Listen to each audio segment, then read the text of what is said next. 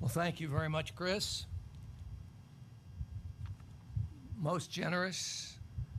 I'm not sure your grandfather would have recognized me. I have the great pleasure, in addition to welcoming all of you to the Nixon Birthplace and Library, I have the great pleasure of introducing to you an extraordinary American who is here at an extraordinary time.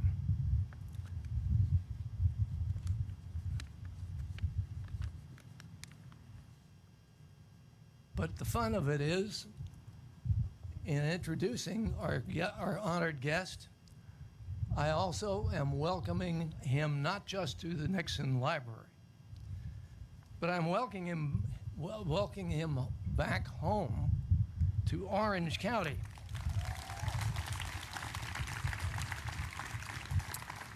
That's right. Mike Pompeo was born in Orange.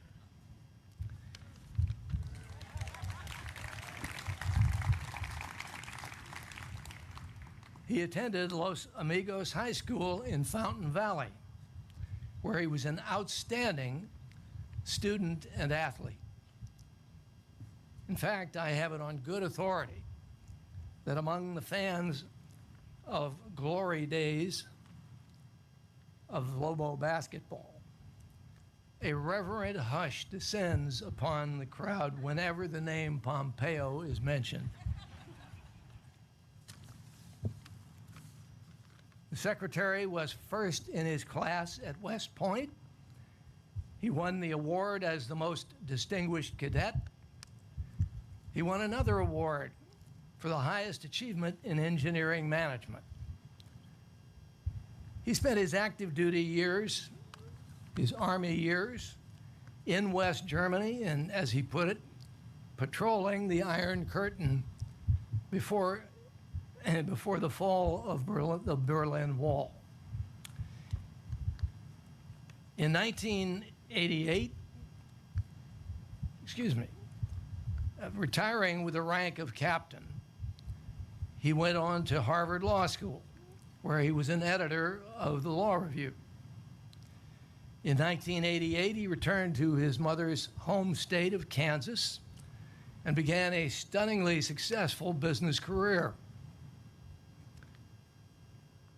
He was elected to the House of Representatives from Kansas in 2011, where he soon gained great respect for a reputation as one of the most diligent and astute members of the House the House Intelligence Committee.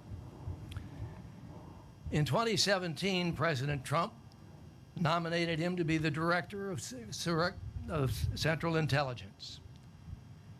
And in 2018, he was confirmed as our 70th Secretary of State. You have to admit, that's quite an impressive resume. So it's sad there's only one thing missing that prevents it from being perfect. If only Mike had been a Marine.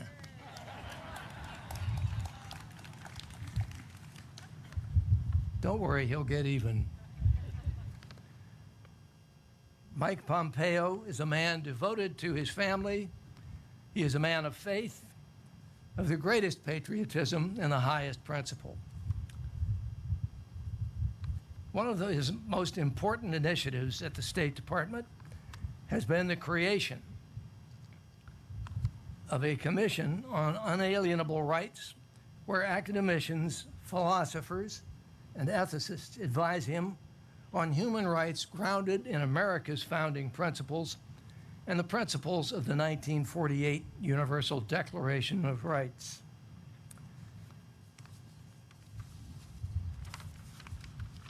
He is here today for a very special reason. The epitaph on President Nixon's gravestone is a sentence from his first inaugural address. It says, quote, "The greatest honor history can bestow is the title of peacemaker." Richard Nixon received that title. He won that honor not only because he was acknowledged even by his critics to be a brilliant foreign policy strategist, but it was far more because he earned it. He learned as congressman, senator, president, and every day thereafter as a private citizen ambassador that peace is not achieved by signing documents and declaring the job done. To the contrary, he knew that peace is always a work in progress. He knew that peace must be fought for and won anew in every generation. It was President Nixon's vision, determination, and courage that opened China to America and to the Western world. As president, and for the rest of his life, Richard Nixon worked to build a relationship with China based upon mutual benefits and obligations that respected America's bedrock national interests. Today, we in America are obliged to assess whether or not President Nixon's labors and his hopes for such a relationship have been met or whether they are being undermined.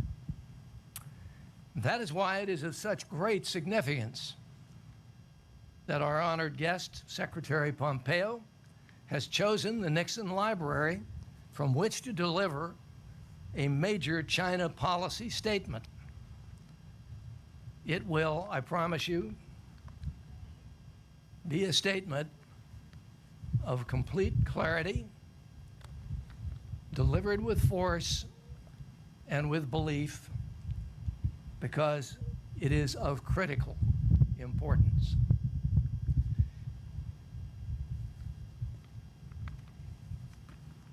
Ladies and gentlemen, it is my great honor and pleasure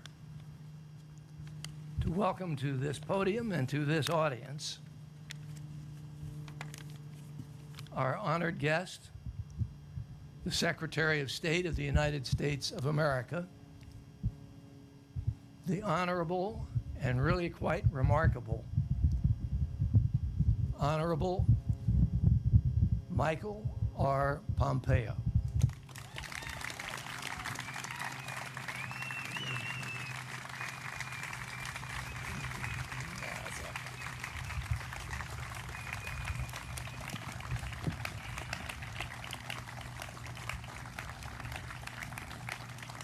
Thank you. Thank you all. Thank you, Governor, for that very, very generous introduction. It is true, when you walk in that gym and you say the name Pompeo, there is a whisper. I had a brother, Mark, who was really good, a really good basketball player. And how about another round of applause for the Blue Eagles Honor Guard and Senior Airman Kayla Highsmith and her wonderful rendition of the national anthem. Thank you, too, to Pastor Lori for that moving prayer. And I want to thank Hugh Hewitt and the Nixon Foundation for your invitation to speak at this important American institution. It's great to be sung to by an Air Force person, introduced by a Marine, and they let the Army guy in front of the Navy guy's house. It's all good. It's an honor to be here in Yorba Linda, where Nixon's father built the house in which he was born and raised. To all the Nixon Center board and staff who made today possible. It's difficult in these times. Thanks for making this day possible for me and for my team. We are blessed to have some incredibly special people in the audience, including Chris, who I've gotten to know, Chris Nixon. I also want to thank Tricia Nixon and Julie Nixon Eisenhower for their support of this visit as well. I want to recognize several courageous Chinese dissidents who have joined us here today and made a long trip. And to all the other distinguished guests, To all the other distinguished guests, thank you for being here. For those of you who got under the tent, you must have paid extra. And those of you watching live, thank you for tuning in.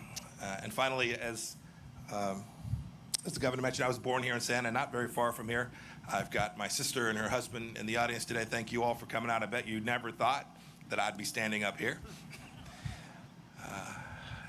My remarks today are the fourth set of remarks in a series of China speeches that I asked National Security Advisor Robert O'Brien, FBI Director Chris Wray, and the Attorney General Barr to deliver alongside me. We had a very clear purpose, a real mission, was to explain the different facets of America's relationship with China. The massive imbalances in that relationship that have built up over decades, and the Chinese Communist Party's designs for hegemony. Our goal was to make clear that the threats to Americans that President Trump's China policy aims to address are clear, and our strategy for securing those freedoms established. You know, Ambassador O'Brien spoke about ideology.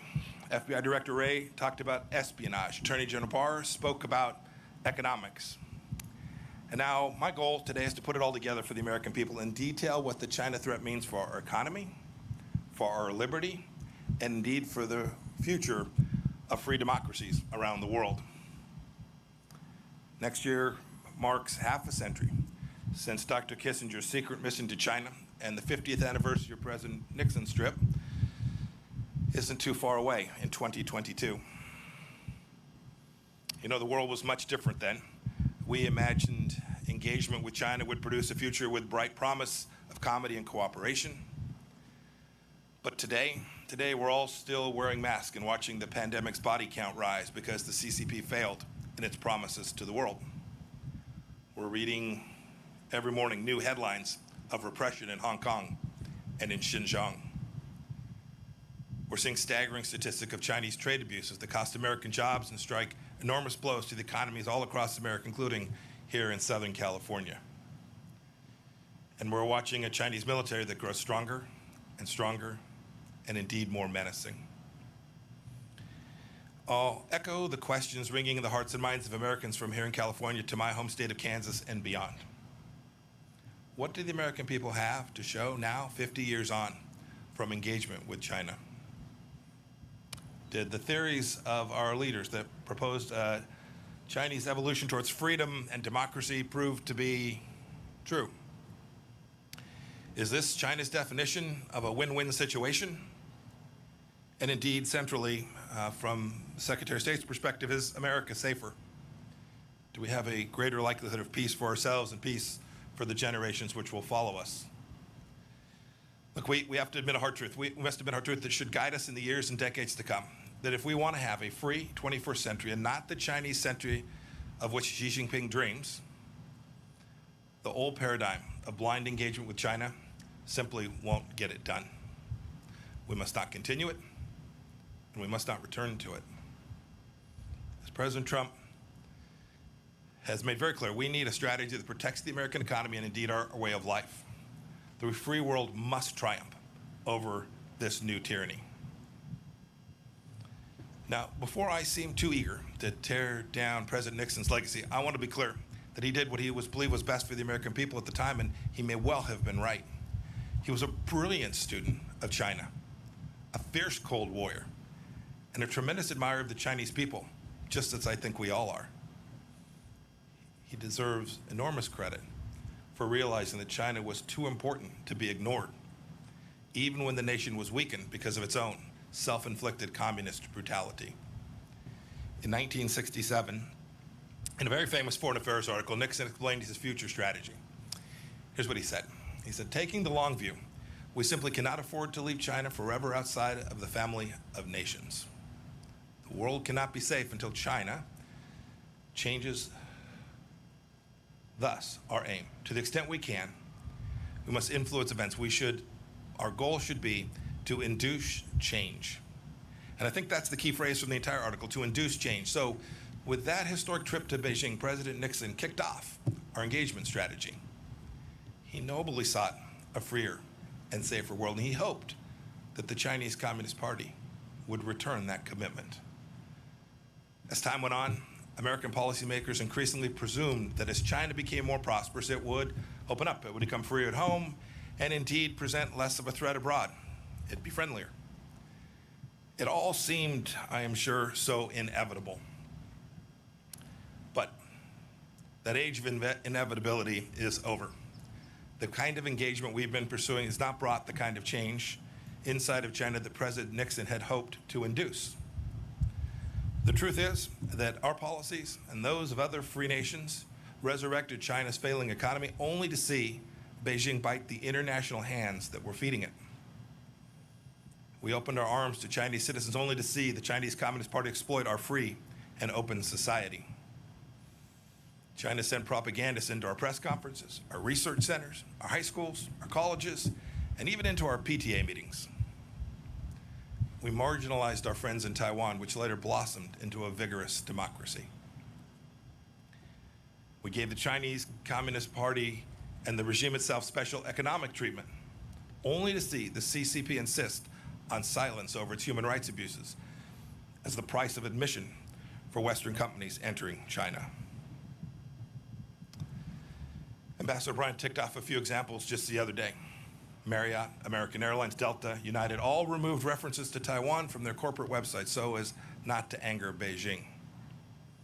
And Hollywood, not too far from here, the epicenter of American creative freedom and self-appointed arbiters of social justice, self-censors even the most mildly unfavorable reference to China. This corporate acquiescence to the CCP happens all over the world too. And how has this corporate fealty worked? Is its flattery rewarded? I'll give you a quote from the speech that General Barr gave, Attorney General Barr. In his speech last week, he said that the ultimate ambition of China's rulers isn't to trade with the United States, it is to raid the United States. China ripped off our prized intellectual property in trade secrets, causing millions of jobs all across America. It sucked supply chains away from America and then added a widget made of slave labor. It made the world's key waterways less safe for international commerce. President Nixon once said he feared he had created a Frankenstein by opening the world to the CCP. And here we are. Now, people of good faith can debate why free nations allowed these bad things to happen for all these years. Perhaps we were naive about China's virulent strain of communism, or triumphalists after our victory in the Cold War, or cravenly capitalist, or hoodwinked by Beijing's talk of a peaceful rise. Whatever the reason, today China is increasingly authoritarian at home and more aggressive in its hostility to freedom everywhere else. And President Trump has said enough. I don't think many people on either side of the aisle dispute the facts that I've laid out today. But even now, some are insisting that we preserve the model of dialogue for dialogue's sake. Now, to be clear, we'll keep on talking, but the conversations are different these days. I traveled to Honolulu now just a few weeks back to meet with Yang Jisheng. It was the same old story, plenty of words, but literally no offer to change any of the behaviors. Yang's promises, like so many the CCP made before him, were empty. His expectations, I surmise, were that I'd cave to their demands, because frankly, this is what too many prior administrations have done. I didn't, and President Trump will not either. As Ambassador O'Brien explained so well, we have to keep in mind that the CCP regime is a Marxist-Leninist regime. General Secretary Xi Jinping is a true believer in a bankrupt totalitarian ideology. It's this ideology that informs his decades-long desire for global hegemony of Chinese communism. America can no longer ignore the fundamental political and ideological differences between our countries, just as the CCP has never ignored them. My experience in the House Intelligence Committee, and then as director of the Central Intelligence Agency, and my now 2+ years as America's Secretary of State have led me to this central understanding that the only way to truly change communist China is to act not on the basis of what Chinese leaders say, but how they behave. And you can see American policy responding to this conclusion. President Reagan said that he drew out with the Soviet Union on the basis of trust but verify. When it comes to the CCP, I say we must distrust and verify. We the freedom-loving nations of the world must induce China to change, just as President Nixon wanted. We must induce China to change in more creative and assertive ways because Beijing's actions threaten our people and our prosperity. We must start by changing how our people and our partners perceive the Chinese Communist Party. We have to tell the truth. We can't treat this incarnation of China as a normal country just like any other. We know that trading with China is not like trading with a normal law-abiding nation. Beijing threatens international agreements treats international agreements as suggestions, as conduits for global dominance. But by insisting on fair terms, as our trade representative did when he secured our Phase 1 trade deal, we can force China to reckon with its intellectual property theft and policies that have harmed American workers. We know, too, that doing business with a CCP-backed company is not the same as doing business with, say, a Canadian company. They don't answer to independent boards, and many of them are state-sponsored and so have no need to pursue profits. A good example is Huawei. We stopped pretending Huawei is an innocent telecommunications company just showing up to make sure you can talk to your friends. We've called it what it is, a true national security threat, and we've taken action accordingly.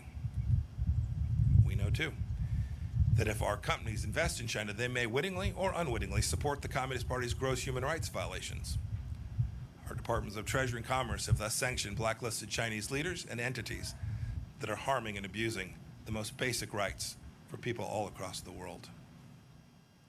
Several agencies have worked together on a business advisory to make certain that our CEOs are informed of how their supply chains are behaving inside of China. We know, too, that not all Chinese students and employees are just normal students and workers that are coming here to make a little bit of money and to garner themselves some knowledge. Too many of them come here to steal our intellectual property and to take this back to their country. The Department of Justice and other agencies have vigorously pursued punishment for these crimes. We know that the People's Liberation Army is not a normal army, too. Its purpose is to uphold the absolute rule of the Chinese Communist Party elites and expand a Chinese empire, not to protect the Chinese people. And so our Department of Defense has ramped up its efforts, freedom of navigation operations out throughout the East and South China Seas and in the Taiwan Strait as well. And we've created a space force to help deter China from aggression on that final frontier. And so, too, frankly, we've built out a new set of policies at the State Department dealing with China, pushing President Trump's goals for fairness and reciprocity to rewrite the imbalances that have grown over decades. Just this week, we announced the closure of the Chinese Consulate in Houston because it was a hub of spying and intellectual property theft. We reversed 2 weeks ago 8 years of cheek turning with respect to international law in the South China Sea. We've called on China to conform its nuclear capabilities to the strategic realities of our time. And the State Department at every level, all across the world, has engaged with our Chinese counterparts simply to demand fairness and reciprocity. But our approach can't just be about getting tough. That's unlikely to achieve the outcome that we desire. We must also engage and empower the Chinese people, a dynamic, freedom-loving people who are completely distinct from the Chinese Communist Party. That begins with in-person diplomacy. I've met Chinese men and women of great talent and diligence wherever I go. I've met with Uyghurs and ethnic Kazakhs who have escaped Xinjiang's concentration camps. I've talked with Hong Kong's democracy leaders, from Cardinal Zen to Jimmy Lai. 2 days ago in London, I met with Hong Kong freedom fighter Nathan Law. And last month, in my office, I heard the stories of Tiananmen Square survivors. One of them's here today. Wang Dan was a key student who has never stopped fighting for freedom for the Chinese people. Mr. Wang, will you please stand so that we may recognize you?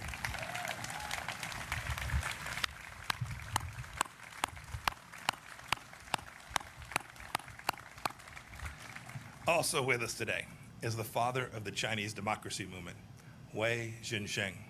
He spent decades in Chinese labor camps for his advocacy. Mr. Wei, will you please stand?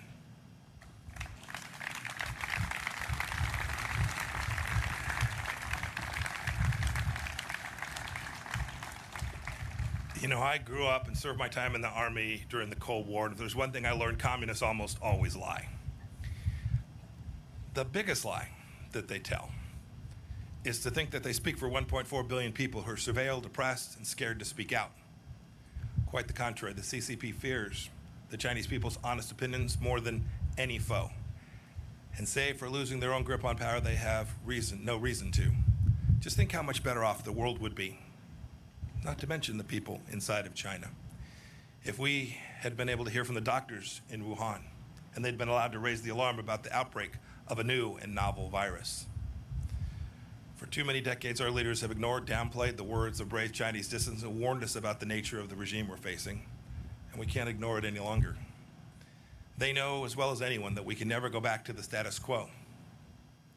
But changing the CCP's behavior cannot be the mission of the Chinese people, and free nations have to work to defend freedom. It's the furthest thing from easy. But I have faith we can do it. I have faith because we've done it before. We know how this goes. I have faith because the CCP is repeating some of the same mistakes that the Soviet Union made.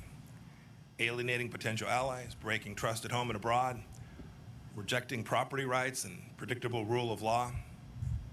I have faith. I have faith because of the awakening I see among other nations that know we can't go back to the past in the same way that we do here in America. I've heard this from Brussels to Sydney to Hanoi. And most of all, I have faith we can defend freedom because of the sweet appeal of freedom itself. Look at the Hong Kongers clamoring to emigrate abroad as the CCP tightens its grip on that proud city. They wave American flags. It's true. There are differences. Unlike the Soviet Union, China is deeply integrated into the global economy. But Beijing is more dependent on us than we are on them.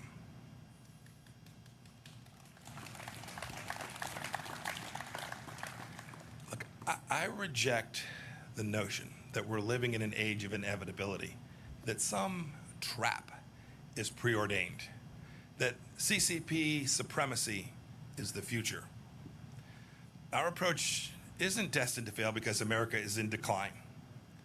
As I said in Munich earlier this year, the free world is still winning. We just need to believe it and know it and be proud of it. People from all over the world still want to come to open societies. They come here to study. They come here to work. They come here to build a life for their families. They're not desperate to settle in China. It's time. It's great to be here today. The timing is perfect. It's time for free nations to act. Not every nation will approach China in the same way, nor should they. Every nation will have to come to its own understanding of how to protect its own sovereignty, how to protect its own economic prosperity, and how to protect its ideals from the tentacles of the Chinese Communist Party. But I call on every leader of every nation to start by doing what America has done, to simply insist on reciprocity, to insist on transparency and accountability from the Chinese Communist Party. It's a cadre of rulers that are far from homogenous, and these simple and powerful standards will achieve a great deal. For too long, we let the CCP set the terms of engagement, but no longer. Free nations must set the tone. We must operate on the same principles. We have to draw common lines in the sand that cannot be washed away by the CCP's bargains or their blandishments. Indeed, this is what the United States did recently when we rejected China's unlawful claims in the South China Sea once and for all, as we have urged countries to become clean countries so that their citizens' private information doesn't end up in the hand of the Chinese Communist Party. We did it by setting standards. Now, it's true, it's difficult. It's difficult for some small countries. They fear being picked off. Some of them, for that reason, simply don't have the ability or the courage to stand with us for the moment. Indeed, we have a NATO ally of ours that hasn't stood up in the way that it needs to with respect to Hong Kong because they fear Beijing will restrict access to China's market. This is the kind of timidity that will lead to historic failure, and we can't repeat it. We cannot repeat the mistakes of these past years. The challenge of China demands exertion, energy from democracies, those in Europe, those in Africa, those in South America, and especially those in the Indo-Pacific region. And if we don't act now, ultimately, the CCP will erode our freedoms and subvert the rules-based order that our societies have worked so hard to build. If we bend the knee now, our children's children may be at the mercy of the Chinese Communist Party, whose actions are the primary challenge today in the free world. General Secretary Xi is not destined to tyrannize inside and outside of China forever unless we allow it. Now, this isn't about containment. Don't buy that. It's about a complex new challenge that we've never faced before. The USSR was closed off from the free world. Communist China is already within our borders. So we can't face this challenge alone. The United Nations, NATO, the G7 countries, the G20, our combined economic, diplomatic, and military power is surely enough to meet this challenge if we direct it clearly and with great courage. Maybe it's time for a new grouping of like-minded nations, a new alliance of democracies. We have the tools. I know we can do it. Now we need the will. To quote scripture, I ask, is our spirit willing, but our flesh weak? If the free world doesn't change, Communist China will surely change us. There can't be a return to the past practices because they're comfortable or because they're convenient.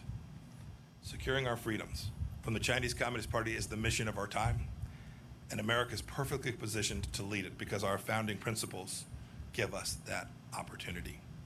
As I explained in Philadelphia last week, staring at Independence Hall, our nation was founded on the premise that all human beings possess certain rights that are unalienable, and it's our government's job to secure those rights.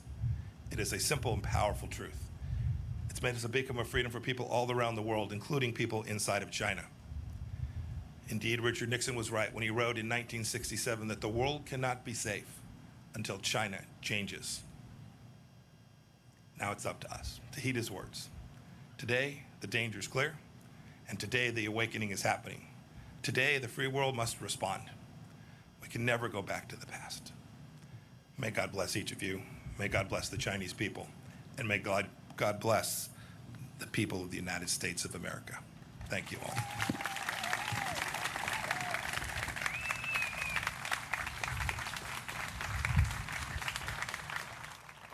Thank you, Mr. Secretary.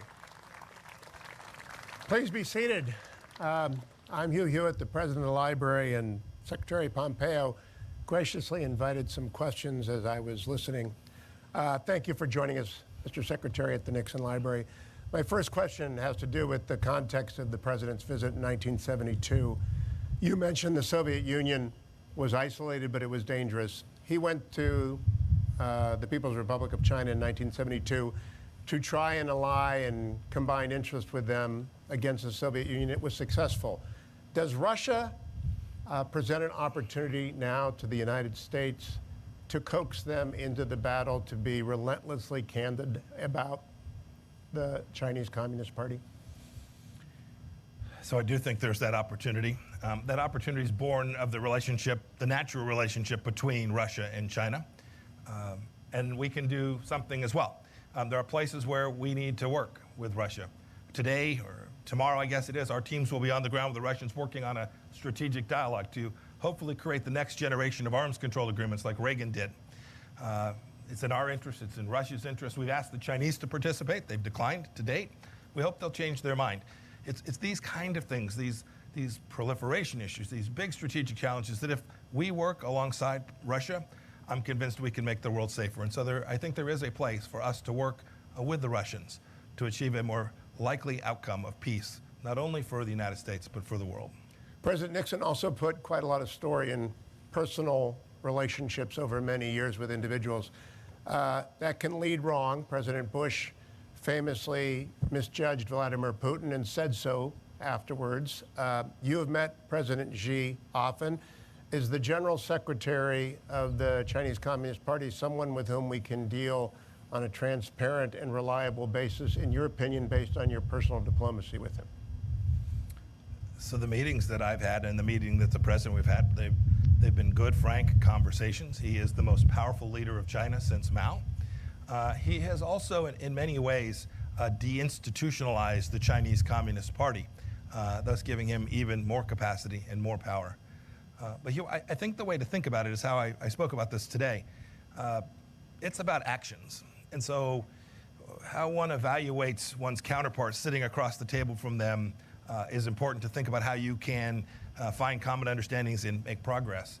But in the end, it's not about what someone says or the agreement that they sign, but are they prepared to lead, to do the things that they committed to? Are they prepared to fulfill their promises? And we've watched this China walk away for their promises to the world on Hong Kong. We watched their General Secretary Xi promised President Obama in the Rose Garden in 2015 that he wouldn't militarize the South China Sea. Google the South China Sea and arms. You'll see another promise broken. So in the end, from my perspective, it's much more important to watch how leaders behave and how they lead than what it is you think when you have a chance to talk to them on the phone or meet them in person. Mr. Secretary, you said this is not containment. I heard that very clearly. I have read the 3 previous speeches by Ambassador O'Brien, Director Wray, Attorney General Barr, and now listened to you very closely. It isn't containment, but it is a fairly comprehensive, multidimensional, relentlessly objective candor.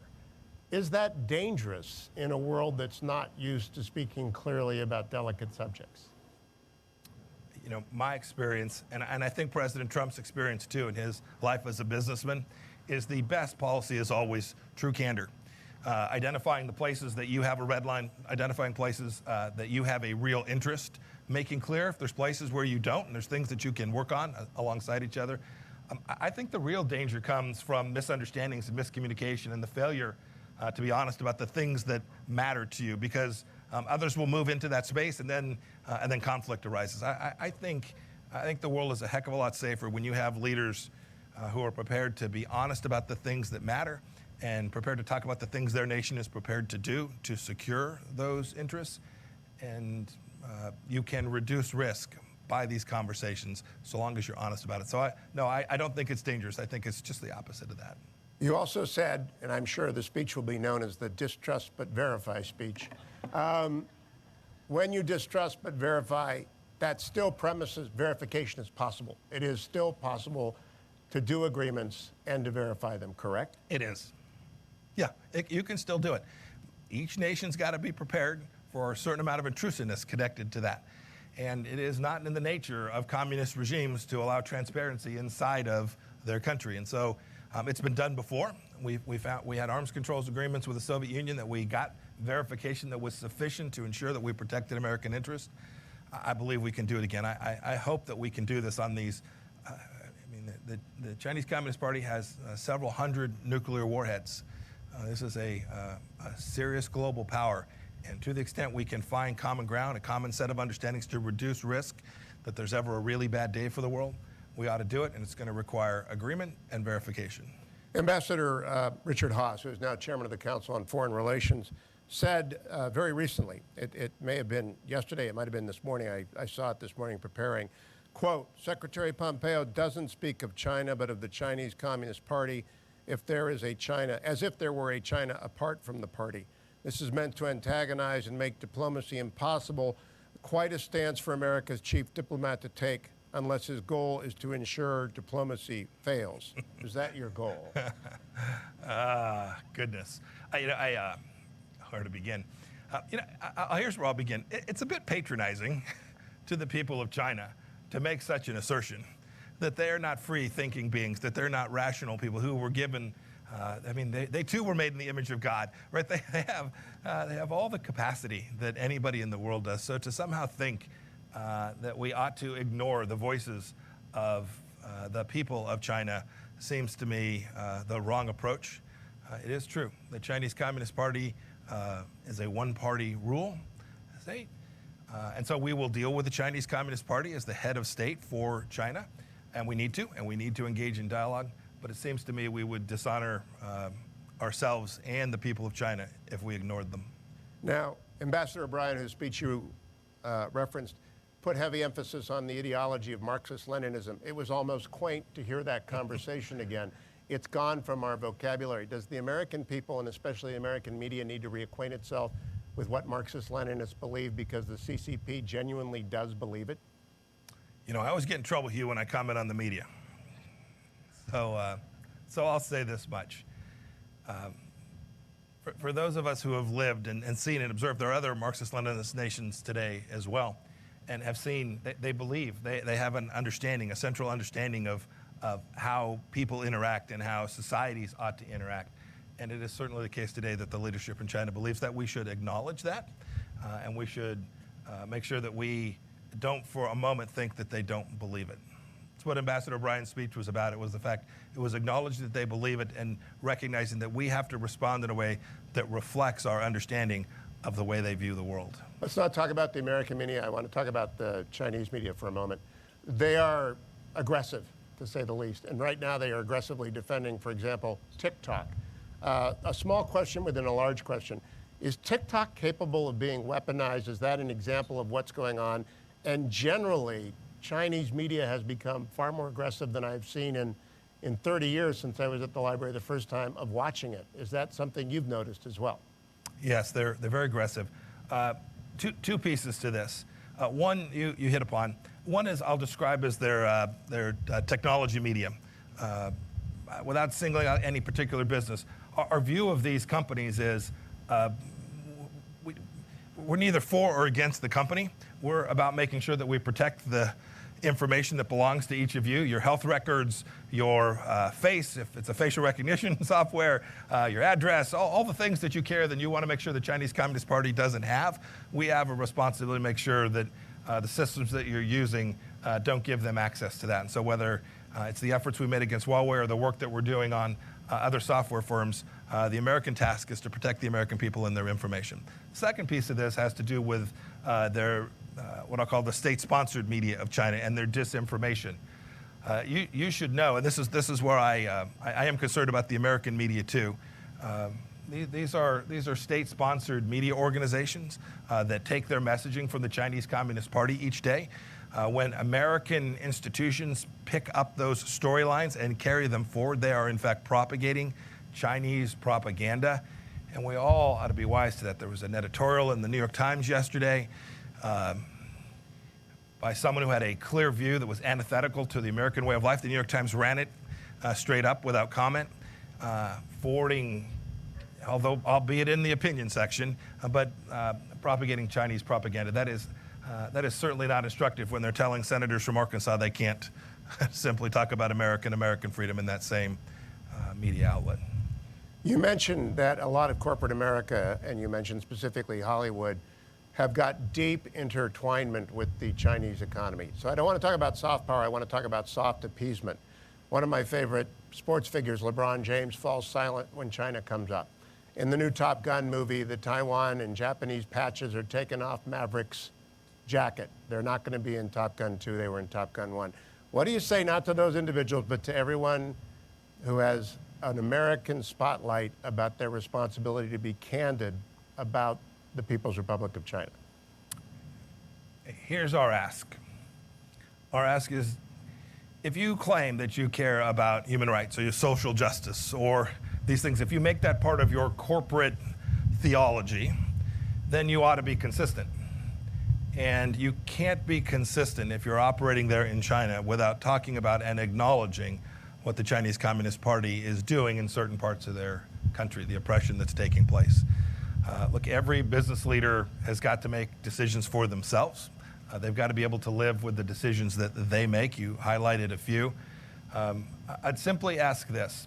If you run an entity and the United States government were to tell you you couldn't do something, put a particular symbol in your movie or put a particular name on your menu, if we were to tell you that, you'd say, nope, that's not appropriate, and it, of course, would not be appropriate. It seems to me that if you permit the Chinese Communist Party to limit you in that way, it's got to be difficult for you to go home at night. Two more questions, Mr. Secretary. Because it is hot and it is warm, and everyone out here has been in the sun for a while. You're a West Point graduate, and as Governor Wilson noted, #1, so this might be tough for you, but we are in, like Athens was a naval power, America is a naval power, and as like Sparta is, China is a land power. Do we not have to change how we approach defense spending to put more emphasis on our naval resources than on our Army resources? Oh, that's tough for an Army guy to say. I know. That's just, you're killing me. Look, I'll leave to Secretary Esper the details of this, but here's what I can say. When President Trump set out our national security strategy early on in the administration, for the first time, we identified China in a way that was fundamentally different than we had done, this isn't partisan, for decades. That was important because that was a signal to all of us, whether it's the State Department or the Defense Department, that we need to reorient our assets. And so, yes, you've seen the Department of Defense to begin to do that. These are big things to turn. These budgets are multi-year. It takes a while. But if you look at how Secretary Esper and President Trump are positioning our military capabilities, not just the tactical, operational, and strategic capabilities, but our cyber capabilities, our space capabilities. If you look at how we're thinking about this and spending resources in year 2, 3, 4, and 5, I think you'll see that our focus has shifted pretty dramatically. It's not to say that our efforts to protect America from terrorism are behind us. We still have work to do there. But I think this great power challenge that presents itself is something that we have recognized, and we begin to make sure that we allocate your money, our taxpayer resources that we have, to the appropriate ends to achieve American security. My last question has to do with the former Secretary of State who was also an Army man, George Marshall. He gave a speech in 1947 at your alma mater, Harvard, in which he called on all the nations of the world to recognize that the world was in crisis and to choose a side. And he assured them in that famous address that if you chose the American side in asserting Europe, you could count on America.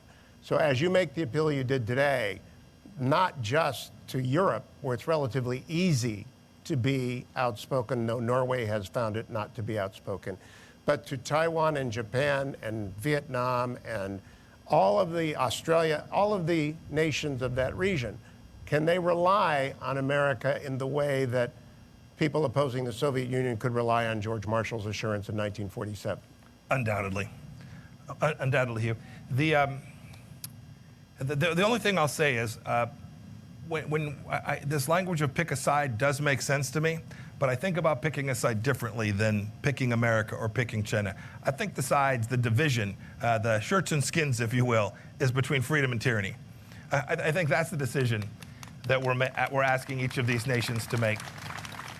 And here's the good news of this. The good news is it does take American leadership often in these cases. To your point, they need to know that America will be there for them. I've seen the tide turn. In just these 3.5 years of our administration, I've watched other nations have less timidity, become more prepared to stand up for their freedoms and for the freedoms of their people. We don't ask them to do this for America. We ask them to do it for their country and for their nation, the freedom and the independence, and to protect the rights of their people. And when we do that and we tell them that America will be there, I'm very confident in the end that this is a world that, with the hard work applied, will become one that is governed by a rules-based order, and the freedom of the American people will be secured. Mr. Secretary, thank you for joining us here today. Thank you. Please join me in thanking the Secretary. Thank you all.